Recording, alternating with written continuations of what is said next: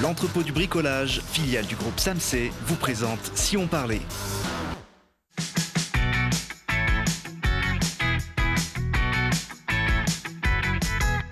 Allez, bonjour à tous, bienvenue dans Si on parlait, l'émission qui vous donne la parole chaque jour pour savoir ce qui se passe près de chez nous. Et si on parlait aujourd'hui d'un bus musical, le Big Ukulele Syndicate, de la nouvelle expo Picasso du musée de Grenoble et d'une première mondiale qui fait remarcher les paralysés. Et pour parler de ces sujets, je reçois Charlotte et Laurie. Bonjour à toutes les deux. Salut. Journaliste de la rédaction. Il n'y a pas eu de carte blanche dans l'émission d'hier soir. C'était l'habitude depuis la rentrée. Donc aujourd'hui, on en aura deux. Puis comme vous êtes sages, je vous ai invité dès le début de cette émission. On parlera de la nouvelle expo Picasso qui vient d'ouvrir au musée de Grenoble et d'une innovation grenobloise, Charlotte, qui a fait beaucoup parler d'elle ces derniers jours, qui permet de faire remarcher des tétraplégiques. On verra ça tout à l'heure. On va beaucoup en parler aussi dans les prochains jours. C'est la sortie très attendue par les fans de ça, le nouvel premier album EP du bus, c'est ça, messieurs? Le premier, oui. Le premier, je l'ai presque en avant-première mondiale. Le bus représenté ce soir par François Tollet et Marc Balman. Bonjour à tous les deux. Bonjour. Bienvenue. Le bus, c'est le Big Ukulele Syndicate. Marc m'a donné une petite astuce pour bien le prononcer, c'est Cindy plus Kate, Syndicate. Donc voilà, c'est un collectif dont vous serez les deux porte-parole. J'en perds mon oreillette, mais c'est pas grave, on va faire sans ce soir. Je suis en freestyle complet. Un collectif d'une bonne douzaine d'artistes grenoblois. Une bonne douzaine. On est 12 sur scène, mais avec toute l'équipe technique, artistique, et puis tous ceux qui nous accompagnent, on monte jusqu'à une petite vingtaine. Bonne équipe de rugby avec les remplaçants. Exactement. Vous déplacez en minibus quand vous allez dans vos tournées? En deux bus. En deux bus? Oui, deux petits bus, oui. Bon, c'est un collectif qui regroupe des musiciens d'univers différents, qui sont sur la place grenobloise depuis longtemps, mais qui se sont retrouvés autour d'une même passion. Ce petit instrument que j'avais enfant dans ma caisse à jouer, je ne savais pas trop à quoi ça servait. Ouais, j'en avais un qui ressemblait à ça. Là, ça sert à faire de la musique. Et ça n'est pas une guitare. Mais non, ça s'appelle un ukulélé, c'est ça? Ouais. C'est un petit instrument hawaïen à la base. Et effectivement, il y a pas mal de gens qui l'associent à la plage et au feu de bois. Et ben nous, on en fait autre chose. On a décidé de faire du bon rock, de la pop, de l'électro. Enfin, on peut en faire plein de choses. Ouais, on a envie on l'a beaucoup testé avec des pédales de distorsion, des délais, des reverbs, plein de choses bien rigolotes, des chaos pads, pour trouver un son un peu plus actuel. C'est un instrument facile à jouer, là ça avait l'air simple. En tout cas, il est facile à porter. Oui, il n'est pas lourd. Il se met presque dans la poche. Et puis, il a 2 cordes de moins qu'une guitare, du coup, on fait beaucoup moins facilement des fausses notes, parce qu'on met les doigts n'importe où, et ça sonne. Beaucoup plus pratique. Ça s'apprend dans les écoles de musique? On peut demander des cours de ukulélé? Bah, y a des endroits où il y a des cours de ukulélé. Après, il faut qu'il y ait un prof. Oui. Sinon, parce qu'un prof de piano nous donnera moins facilement des cours de ukulélé. Hein. Mais voilà, il suffit de se renseigner. Et puis, il y a des cours privés aussi. Alors, le principe, c'est que tous les membres du collectif jouent du ukulélé. Marc, j'en sais rien. Ah, il faut venir voir le concert. Alors, mais t'es un gaucher. Allez, cherche non. Ukulélé de droitier. Ah, quand même. Ouais, j'ai été piqué par le reste du groupe. À la base, moi, ouais, c'est ça. Mais ne le dis pas. Non, oui, on est 10 à jouer du ukulélé sur scène et 2 à chanter. Vous faites partie des chanteurs. Avec une chanteuse, vous êtes les 2 patrons, on va dire, de ce collectif sur scène. Exactement. Ouais, on a un côté mise en scène qui prend une bonne place du spectacle. C'est pas seulement un concert. Et l'idée nous est venue justement de parler de ce sujet de rapport patronat-ouvrier qui n'est pas toujours facile. On a fait un premier concert, un premier opus de reprise pendant des années. Et puis là, on a décidé de composer des chansons. Alors c'est vrai que le groupe existe depuis 2013 et qu'on vous a connu sur la scène locale avec ces reprises. Là, j'ai pris celle du célèbre groupe a-ha, 1984, Take On Me, vous n'étiez pas nés les filles. Moi, j'étais déjà en âge d'écouter ce genre de musique. En fait, vous en aviez marre de générer des droits d'auteur pour d'autres artistes, c'est ça? Pas du tout. Absolument pas, parce qu'on continue de jouer ce concert et on s'éclate. Et Ouais. puis on prend beaucoup de plaisir à le faire, parce qu'il y a quelque chose d'assez grisant avec les spectateurs. Toujours une grosse stuff quand même, ces rendez-vous-là. Mais c'était un défi pour nous de se dire, tiens, est-ce qu'on arrive à faire la même grosse stuff avec les spectateurs, avec nos propres chansons, donc par définition des chansons qu'ils ne connaissent pas. Et voilà, on se lance. On compose à combien dans le bus Tous les membres du bus ont été invités à proposer des chansons. Et c'est chouette parce que c'est vraiment plein d'univers très divers, quoi. Il y a tellement de groupes qui sont issus de la scène grenobloise différents par leurs genres musicaux, leurs esthétiques. Donc là, il y avait une grosse variété de propositions. Et puis, on a essayé de présenter un spectacle qui rassemble tout ça. C'est ça, oui. Chacun est arrivé avec des chansons. On en a choisi, on a fait ça. Après, on a demandé à François et Arash Sarkeshik de travailler l'orchestration, justement les arrangements, pour quand même donner une certaine cohérence entre tous les morceaux, que ce soit les deux qui bossent ça. Et puis après, chacun a amené sa petite patte en répétition aussi. Bon, Mais c'est du vrai travail collectif. Vrai travail collectif et le résultat est plutôt réussi. À peu trembler, vos compositions sont à la hauteur. On regarde un petit extrait.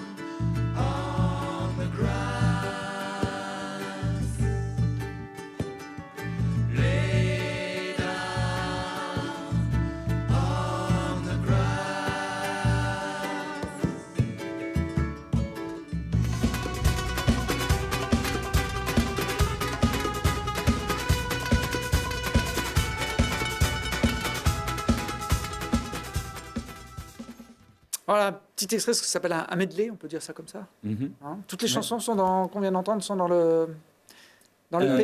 Est-ce qu'elles y sont? Pas Non, toutes. elles y sont pas toutes. Non. Il y a des inédits. Exactement. Ah oui, il faut aussi savoir satisfaire les spectateurs qui viennent en live vous écouter. Le ukulélé version électrique, c'est possible, François? Pas dans l'immédiat parce que j'ai pas le matériel, mais ça existe, tout à fait, ouais. Ouais, là, il suffit de brancher un jack et puis de le relier à un ampli et c'est électrique, ça y est. Après, il y a différents types de captation du son. Là, c'est pas du coup des cellules spécifiques comme sur une guitare électrique, mais oui, il peut y avoir une... C'était le tuto de Maître Tollé. Vous savez jouer du ukulélé, Charlotte et Pas du Laurie? tout. Non? C'est dommage, vous nous auriez fait une petite démonstration Pas là, de pour guitare, rivaliser avec... pas d'ukulélé, pas de basse. C'est vraiment très facile. Déjà, ça se tient comme un bébé. Ça se cale bien comme ça, comme un bébé, quoi. Et puis après, il y a juste à gratter. Puis l'avantage avec un bébé, c'est que quand on en a marre, on le pose. Et ça fait pas de bruit en général. Balance, ouais. Ah, voilà. En anglais, les chansons de ce que j'ai pu voir sur ce petit medley. Exclusivement. Ouais. Exclusivement. Ouais. Et pourquoi? Et c'est un parti pris. T'expliques? En fait, jusqu'à présent, le bus est On va voir si t'as la bonne identifié comme un groupe de reprises qui fait surtout des reprises anglo-saxonnes. Il y avait AHA, Police ou d'autres groupes. Voilà. Et du coup, pour avoir une cohérence avec les compositions, on s'est dit qu'on allait les aborder en anglais. Et puis surtout aussi, vraiment le principe, c'est que c'est un groupe de ukulélé. Et le français est une très belle langue, une tellement belle langue que quand on se met à chanter en français, le texte passe au-dessus de la musique. Et on se met à écouter l'histoire que l'interprète nous raconte. Et nous, on veut vraiment faire passer le ukulélé en avant. Voilà pourquoi on chante en anglais, en pariant sur le fait que les spectateurs français ne comprennent pas l'anglais. Voilà. Et sur cette nouvelle création de Rêve Général sur scène, le français revient quand même. Oui, un tout petit peu. Un petit peu. Un petit peu justement pour... Quand les gens disent bravo. Déjà. C'est ça. Hein Même quand on chante. Même un quand petit on peu chante, on met en deux, français. trois petites pointes. Ouais. Bon, en anglais ou en français en tout cas, votre duo avec Valérie Léatard sur scène fonctionne. Et j'aime bien, il y a vraiment un jeu de scène de l'ensemble du groupe. Hein. Je pense que vous les répétez un peu vos chorégraphies quand même, François. Ah ben oui, chez moi tous les soirs. Ouais. Parce que ça, on dirait un joyeux bordel quand on vous voit en live, mais il y a quand même du travail. Ah oui, tout à fait. C'est un métier, monsieur. Tout à fait. Hein. Non, mais oui, c'est un collectif, mais c'est vraiment un spectacle. Et c'est pas du tout deux chanteurs accompagnés par 10 ukulélés. C'est vraiment un groupe. C'est pour ça qu'on fait pas passer la langue et l'interprétation vocale en avance. Et même scéniquement, chacun a son rôle, chacun a sa connerie. Vous les avez déjà vus en live Non. Le bus C'est scandaleux. Ouais. Mais c'est la nouvelle génération, c'est la Ouais, jeune c'est ça. génération, tu vois, génération YouTube, ils vont plus voir du spectacle vivant. Et ben vous allez pouvoir vous rattraper, les filles, Mardi. puisque mardi 15 octobre, à l'heure bleue de Saint-Martin-d'Hers, vous fêterez la sortie de cette EP. EP, c'est un album, mais quand on a été un peu feignant, on n'a pas assez de chansons, donc voilà, c'est ça. Hein. C'est tout à fait ça. C'est des ouvriers, hein, ils sont feignants, Ouais, bah, ils sont 35 heures, donc ils ont fait 7 chansons et hop, ça. c'était fini. On est quand même 12 à enregistrer, du coup, 7 titres, c'est déjà pas mal comme boulot. Hein. 7 à 12, c'est pas mal. Un concert, donc un peu événement pour le lancement de cette EP. Il y aura des surprises On va essayer. Ouais. Forcément, par définition, ça ne se raconte pas une surprise. Mm. Hein bon. La dernière fois que Marc est venu sur ce plateau, il a passé un quart d'heure à me répondre par Bah là, pareil. Et ben voilà. Bon, en tout cas, on espère qu'il y aura du monde. Et puis, on va vous retrouver. Alors, pas avec les 15, parce que le studio est un peu petit, mais vous allez venir à 5 tout à l'heure pour finir en live cette émission. En attendant, vous restez avec nous parce que. Il y a des cartes blanches qui arrivent. Hier, j'ai zappé la rubrique. Il y avait trop d'invités sur le plateau. Donc aujourd'hui, double ration avec Laurie. La tradition, c'est d'arriver en musique. Alors vous êtes déjà là, mais on garde la musique. Et si on reconnaît, c'est pas le big ukulélé syndiqué. Ah non, c'est du pas coup, AA, non c'est pas vous, désolé. C'est pas Police. Non, là, on parle de Alain Schneider qui a fait une chanson qui s'appelle Picasso. Donc c'est un ça a l'air d'inspirer François, là. Non, il c'est un voulait chanteur reprendre le français des thème, là. Vosges. Et du coup, j'ai trouvé que cette chanson, en fait, qui parlait vraiment de Picasso, et parce que je voulais vous parler de l'exposition événement au musée de Grenoble. Donc, Picasso au cœur des ténèbres de 1939 à 1945. Ah, c'est pas mal, une chronique en musique, j'adore. Celle-là, donc voilà, donc cette exposition, elle s'intéresse à une période qui est moins connue de Picasso, qui est moins prisée que sa période bleue, sa période rose par exemple. Là, on se situe en fait exactement entre le 3 septembre 1939 et le 8 mai 1945. Donc Picasso au cœur des ténèbres, c'est une plongée au cœur des années de l'occupation. L'exposition retrace chronologiquement l'activité de l'artiste et de l'homme face au monde et à ses années douloureuses et à la tragédie. Donc là, on s'interroge sur le rôle de la peinture. Picasso va traduire la Seconde Guerre mondiale à travers son art, sans vraiment finalement représenter concrètement la Seconde Guerre. Alors comment il représente justement la période qu'il vit? Donc en fait, durant ces années de guerre, Picasso il reste fidèle à ses obsessions de base, donc avec une connotation quand même tragique. Donc cette période est pour lui en fait une période d'exil intérieur, et donc il essaie de traduire ses sentiments d'angoisse, de tristesse, de révolte par des déformations. Les natures mortes, elles évoquent le rationnement. Il dessine des nus qui sont torturés, comme pourraient être par exemple les résistants, les otages pendant cette période. Il peint la guerre du quotidien, ses conséquences, avec une palette plutôt lugubre. Il utilise des couleurs ternes, sombres, des touches de gris, de brun, de vert. C'est une sorte de peinture du deuil. Est-ce qu'il était résistant, Picasso, pendant la Deuxième Guerre mondiale? Et non, en fait, résistant, on il peut pas était tout faire, on ne peut pas non, peindre voilà. et résister. C'est ça. En fait, il n'était pas résistant au sens propre du terme. En fait, il a résisté, mais plus par son art. Donc, il a surtout persisté, continué son œuvre, alors qu'il était vraiment considéré comme un artiste dégénéré par les nazis. Il a été attaqué, interdit d'exposer, interdit de vendre. D'autres artistes l'ont aussi dénoncé dans la presse, précisant qu'il contribuait à la mort de l'art français. Donc Picasso, il est plutôt du coup un symbole de résistance par sa peinture. Il représente un message d'espoir pour que les choses changent. On peut voir combien de ses œuvres à Grenoble? Alors l'exposition, en fait, elle rassemble plus de 130 œuvres, donc et 60 documents d'archives. Elle est réalisée en partenariat en fait avec le musée national Picasso de Paris et elle bénéficie de nombreux prêts donc du centre Pompidou et du grand musée d'art moderne d'Allemagne par exemple. Il y en a d'autres aussi. Et si on peut la voir en fait à Grenoble, cette exposition, c'est pas par hasard. Écoutez le directeur du musée. Cette exposition ici à Grenoble, c'est d'abord la première exposition Picasso au musée de Grenoble. Donc, ce qui paraît assez incroyable puisque le musée de Grenoble, précisément, a été le premier musée en France à conserver une œuvre de Picasso, et cela depuis 1921, grâce à la générosité de l'artiste d'ailleurs. Donc, il y avait vraiment pour nous une sorte d'évidence à organiser une exposition Picasso à Grenoble. Alors, en tout cas, là, j'ai la fiche officielle de l'exposition. On voit bien qu'il est un peu torturé. C'est un crâne là qu'on voit en gris au milieu. C'est ça. Ouais, c'est ça, c'est un crâne. Donc en fait, ce qu'il en reste. Il a beaucoup été ce qu'il en reste. Voilà, c'est ça. Donc, en fait, nature morte. Voilà, cette œuvre, en fait, elle s'intitule Nature morte au crâne de taureau. Donc Picasso, il l'a réalisée le 5 avril 1942. Elle est prêtée aujourd'hui au musée de Grenoble par le Grand Musée d'Art moderne de Düsseldorf, donc en Allemagne. Donc cette œuvre, elle a été choisie en fait pour représenter l'exposition ici à Grenoble. Elle fait voilà la plaquette, les outils de communication. Elle est l'une des natures mortes les plus saisissantes de Picasso pendant cette période. Pour bien donc resituer l'histoire, donc on est en pleine pénurie, en pleine privation, en plein rationnement, et donc en fait ça touche aussi Picasso. Et donc, dans Nature morte au crâne de taureau, on retrouve donc, vous voyez, une simple table, un crâne, bien sûr, une nappe. Et en fait, là, on pense vraiment au rationnement. On pense aussi au macabre avec le crâne de taureau. Il y a bien aussi un jeu de couleurs, donc avec un crâne de taureau plutôt blanc qui ressort un petit peu du fond, donc de l'obscurité de la pièce, des couleurs violacées.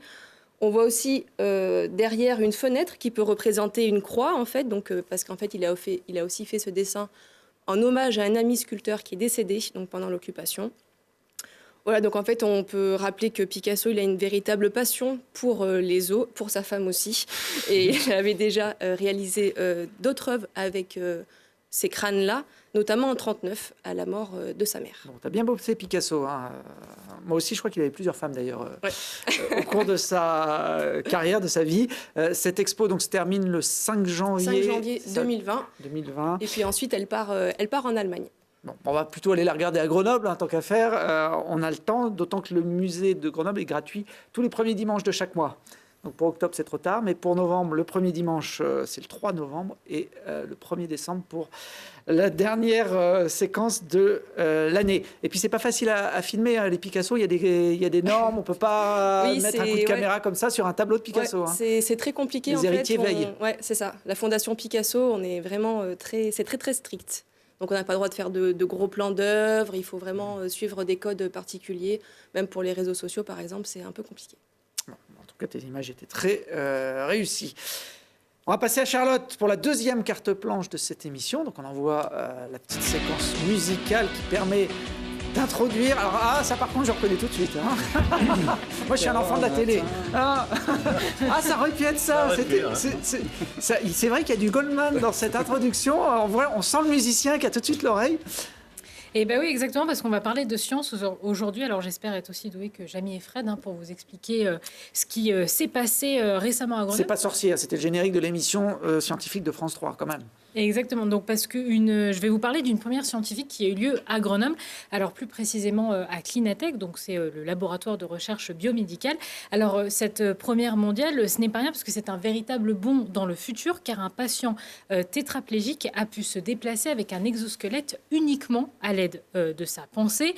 Alors le patient s'appelle Thibaut, c'est un Lyonnais de 28 ans, tétraplégique suite à un accident en 2015. Alors ce qu'il faut savoir, c'est que c'est carrément Thibaut qui avait contacté Clinatech pour faire partie de cet essai clinique. Alors pour arriver à ce résultat, il a quand même fallu 10 ans de recherche scientifique, rien que ça.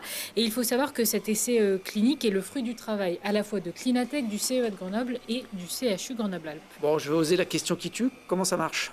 Alors, pour que Thibaut puisse marcher, pas toi, le patient, Thibaut puisse marcher dans l'exosquelette, alors il y a eu différentes étapes. Alors la première, ça a été en 2017. Il a été opéré et on lui a installé 2 implants sur sa boîte crânienne.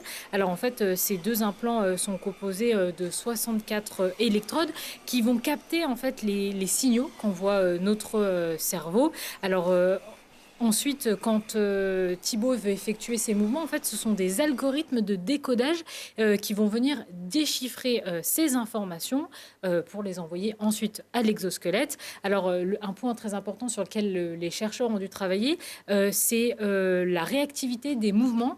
Est-ce que tu sais, Thibaut, combien de temps il te faut entre le moment où tu dis à ton cerveau de faire une action et que l'action se produise? Combien de temps s'est écoulé? Oh, moi, je suis un rapide, il me faut bien 10-15 secondes. Non. Normalement, c'est... Là, je pense lever la main. Non, c'est 1/3 de seconde. C'est 1/3 de seconde, en fait, pour pouvoir donner l'information au cerveau. Et pour 1/3 de seconde, 3/10. Ouais, c'est ça, exactement. Tu es meilleur que moi en maths. Et donc, du coup, avec cette technologie créée pour l'essai clinique, Thibaut, donc, met autant de temps que toi à envoyer l'information pour effectuer un mouvement avec l'exosquelette. Alors, autre chose qu'il faut savoir, c'est qu'il s'est passé pas mal de temps entre le moment où Thibaut a été implanté avec les neuroprothèses dans son sur sa boîte crânienne et le moment où il a pu piloter en fait l'exosquelette, parce qu'il a dû s'entraîner en fait toutes les semaines pendant 3 jours à son domicile. Il s'entraîne il s'entraîne au pilotage d'environnements virtuels à l'aide d'avatars, et une fois par mois il va à Clinatech pour s'essayer sur l'exosquelette. Quelle va être la suite de l'essai? C'est déjà impressionnant, mais j'imagine que... Ils vont continuer à perfectionner en fait toutes ces technologies. Déjà, l'essai va se poursuivre avec Thibaut. 3 nouveaux patients tétraplégiques devraient aussi intégrer l'essai dans les prochaines années à venir. Mais la réussite de cette première, c'est avant tout un grand pas pour l'équipe scientifique qui va ensuite envisager de nouvelles applications pour un usage au domicile des patients souffrant de handicap moteur, avec par exemple un fauteuil roulant dirigé par la pensée. Belle initiative à suivre en tout cas. Les chercheurs grenoblois sont à la pointe de la technologie. L'an dernier, tu venais régulièrement dans cette émission nous faire une petite revue de presse. Ça a été d'ailleurs traité dans la presse nationale ces derniers jours. Il y a une autre petite séquence, puisqu'on a le temps, que je vais vous montrer. C'était l'émission Quotidien avec Yann Barthès qui recevait ce mardi le monsieur en cravate. C'est l'ancien adjoint de Michel Dessau à la mairie de Grenoble, Olivier Noblecourt, aujourd'hui délégué interministériel à la pauvreté, qui viendrait peut-être se mêler dans la campagne des municipales dans les prochains jours. Là, il s'est donné à l'exercice de la playlist, la chanson de tous les temps, la meilleure chanson pour danser ou la chanson coquine. Alors lui, il est sur du Black Eyed Peas, il est sur du Bachung ou sur du Johnny Hallyday pour la chanson Plaisir coupable, c'est comme ça qu'il l'appelle. Mais ça m'a donné envie de me mettre à l'exercice. La meilleure chanson de tous les temps, si je vous demandais comme ça, là, sans filer. Les moulins de mon cœur. Michel Legrand. Michel Legrand. La tendresse, Bourvil. Les filles? Je sais pas. Allez, pour faire plaisir à quelqu'un de la rédaction, on va dire Sinsemilia, tout le bonheur du monde.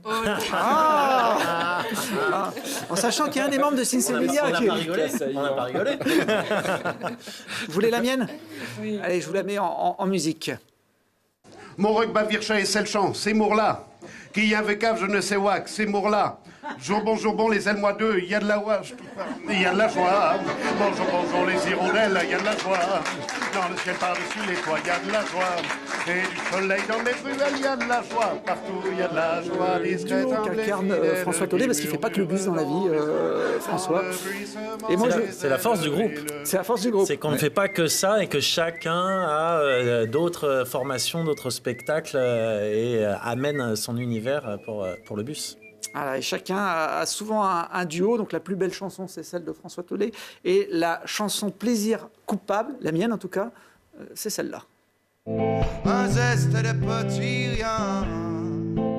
Pour le reste, on verra bien. Pour le reste, on verra bien.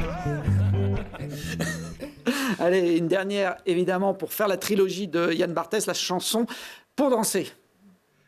mais tu n'es pas là.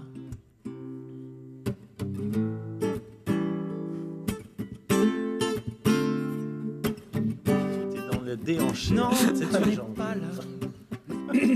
Non, non, non, non, non. J'ai attrapé un coup de soleil, un coup d'amour, un coup de je t'aime. Je sais pas comment faut que je me rappelle. Si c'est un rêve, tant pis. J'ai attrapé un coup de Ah, il y a soleil. du jeu d'acteur aussi, hein. Non, non, non, non, mais tu n'es pas là. Eh oui, il n'est pas là, mais ils sont là. D'ailleurs, Mathias, il est là, il Mathias est, va nous rejoindre dans il est quelques juste instants. derrière. Votre compagnon de scène, Valérie et Arash également, pour finir en musique cette émission et célébrer avant tout le monde la sortie de l'album, on va l'appeler comme ça, du Big Ukulele. Est-ce que c'est possible Syndicate. de montrer l'intérieur? Qu'est-ce qu'il y a, une femme nue? Non. Ah, mais, y a Ah, pas mais le ils sont disque. là. Ah, mais Voilà. le disque n'est pas dedans. Non, Ah, mais il non, est le pas disque dedans. est devant Ah oui. là-bas. Eh oui. Il est Il est pas fabuleux, dedans. on a Ouais, il une est super. étiquette Attends, de je vais disque qui est chercher, je vais fabuleuse. chercher. On a l'impression... Les caméras, on s'en fout de la captation. On est des rebelles. On est en live, On est des il est là. rebelles, voilà. Il est là, le disque. Puisqu'on est Il est des là. ouvriers, Une disqueuse. et ben il y a un disque de disqueuse. Ah, il y avait de la Avec recherche. des petits, Des têtes de ukulélé. têtes de ukulélé. Eh ben, On est très dans le détail, venez voir ça. venez voir ça. Et avant de vous voir, donc mardi 15 octobre à Saint-Martin-d'Hères, on termine en live avec vous, en vous remerciant d'être venus, mesdames, messieurs. Merci. Merci.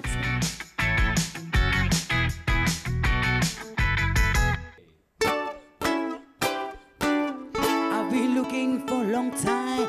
I've tried a lot. Big one and small one. Although I've tried and not so fun. Then I met you. Your arm a drag. Your arm a special. Your arm a luck. Your arm a holy grail. Your arm a sun. You are my one way. Your arm a fan. You are my ukulele.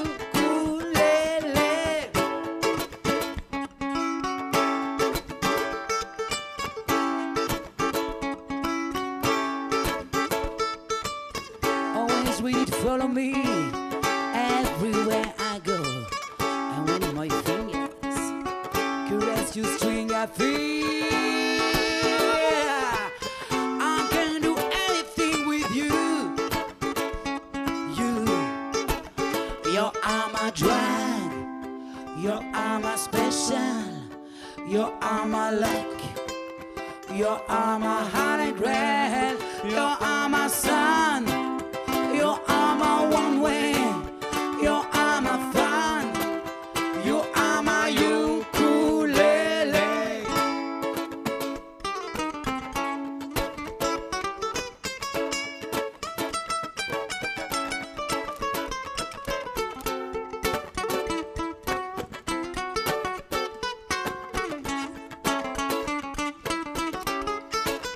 Your arm a drag, your arm a special, your arm a luck, your arm a holy grail, your arm a love, your arm a friend, your arm a one way, your arm a ukulele, your arm a drag, your arm a drag, your arm a special, your arm a luck, your arm a holy grail, your arm a love, your arm a friend, your arm a one way.